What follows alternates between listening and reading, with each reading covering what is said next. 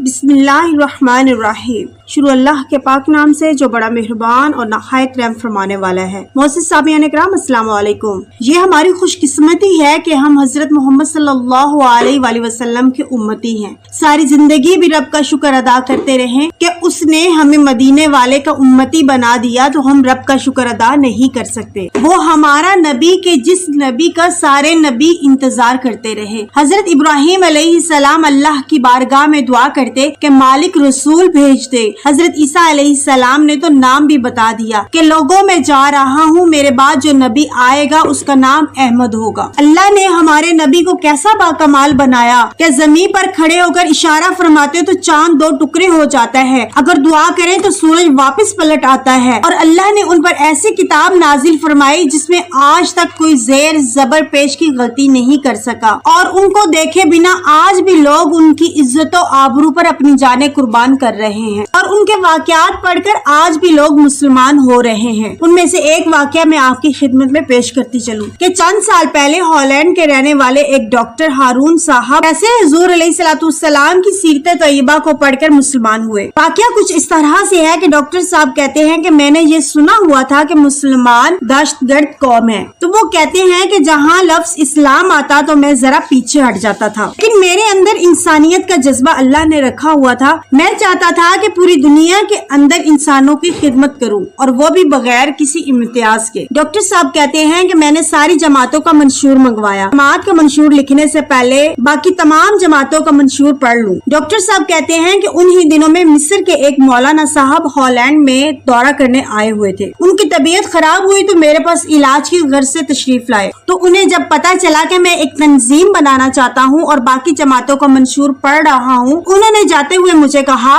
कि अगर कभी मौका मिले तो मेरे नबी सल्लल्लाहु अलैहि वसल्लम की सीरत पाक का मुतालिया कीजिएगा। उनके ये अल्फाज मेरे ज़हन में बैठ गए। एक दिन मैंने नेट पर सर्च किया तो पहली हदीस आई और मैं कलमा पढ़कर मुसलमान हो गया। जिस हदीस से डॉक्टर साहब मुतासिर हुए थे वो हदीस इब्न हिशाम, इब्न इस्हाक और मुस्नद अहमद में है। वो हदीस कुछ इस तरह से है कि हजरत सुलेमान फारसी और हजरत बिलाल रदियल्लाहु ताला अन्हुमा हुजूर सल्लल्लाहु अलैहि वसल्लम के साथ घर से बाहर निकले और बड़ी तेजी के साथ आप सल्लल्लाहु अलैहि वसल्लम कदम उठा रहे और सहाबा से फरमा रहे थे कि जरा जल्दी चलो, एक जरूरी काम है। हमने एक गली को क्रॉस किया, दूसरी गली में पहुंचे ही थे एक बुढ़िया औरत जिसके फटे पुराने कपड़े थे और वो एक गरीब घर की लग रही थी। वो सड़क के दरमियान खड़ी होकर रो रही थी। हमारे करीम रसूल सल्लल्लाहु अलैहि वसल्लम ने हजरत बिलाल से फरमाया कि बिलाल जाओ उससे पूछो क्या मसला है। हजरत सुलेमान अलैहिस्सलाम ने फरमाया कि या रसूलुल्लाह सल्लल्लाहु अलैहि वसल्लम, मैं पूछ लेता हूँ, आप सल्लल्लाहु अलैहि वसल्लम तशरीफ ले जाइए, काम जरूरी है जिसके लिए बाहर निकले हैं। तो आप सल्लल्लाहु अलैहि वसल्लम ने फरमाया नहीं, पहले इसकी दाद रसी की जाएगी। आप सल्लल्लाहु अलैहि वसल्लम उस औरत के पास गए और पूछा कि क्या बात है। उसने कहा मैं गरीब हूँ, किसी की गुलाम हूँ, 5 दिनार का तेल लेने आई थी, मेरा पाँव मुड़ा और मैं वहीं गिर गई, जिसकी वजह से तेल भी जमीन पर गिर गया है। अगर वापस जाती हूँ तो मेरी मालकिन एक यहूदी औरत है, वो दुर्रे से मारेगी और मैं अब इतनी बूढ़ी हो चुकी हूँ कि मजीद मार नहीं खा सकती। आप सल्लल्लाहु अलैहि वसल्लम ने हजरत बिलाल से फरमाया कि बिलाल घर जाओ और 5 दिनार लेकर आओ। आप सल्लल्लाहु अलैहि वसल्लम ने उस औरत को 5 दिनार का तेल बोतल में भरवा दिया। औरत फिर रोने लगी। आका अलैहिस्सलाम ने पूछा कि अब क्यों रोती है। उसने कहा मार तो अब भी पड़ेगी। आप सल्लल्लाहु अलैहि वसल्लम ने पूछा कि अब मार क्यों पड़ेगी। उसने कहा मैं बहुत लेट हो गई हूँ जिसकी वजह से मालकिन मारेगी।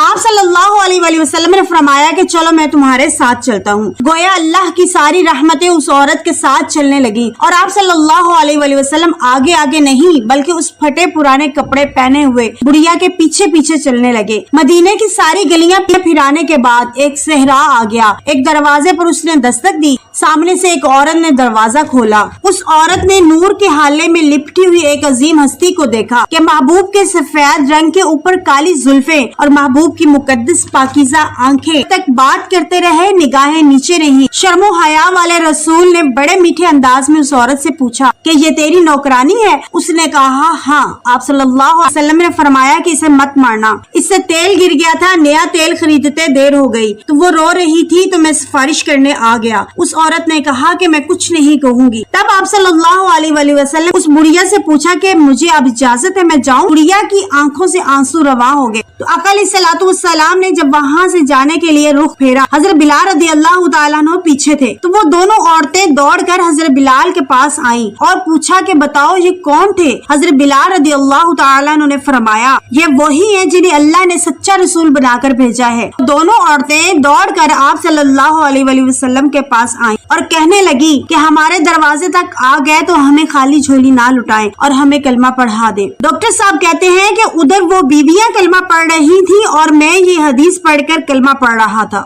سبحان اللہ۔ یہ ہیں ہمارے پیارے نبی بڑی شان والے، جب حسن تھا ان کا جلوہ نما، انوار کا عالم کیا ہوگا۔ جب حسن تھا ان کا جلوہ نما، انوار کا عالم کیا ہوگا۔ ہر کوئی فدا ہے بن دیکھے، دیدار کا عالم کیا ہوگا۔ تو آقا علیہ الصلوۃ والسلام کی شان اقدس پر ہمارے ماں باپ، ہماری اولاد، ہماری مال و دولت، ہماری آن بان شان سب قربان آقا علیہ الصلوۃ والسلام کی شان اقدس پر۔ اللہ عز و جل کی بارگاہ میں دعا ہے کہ اللہ تعالیٰ تمام مسلمانوں کے حضور علیہ الصلوۃ والسلام کی شفاعت نصیب فرمائے اور آقا علیہ الصلوۃ والسلام کے قدموں میں جگہ عطا فرمائے۔ آمین ثم آمین۔ السلام علیکم۔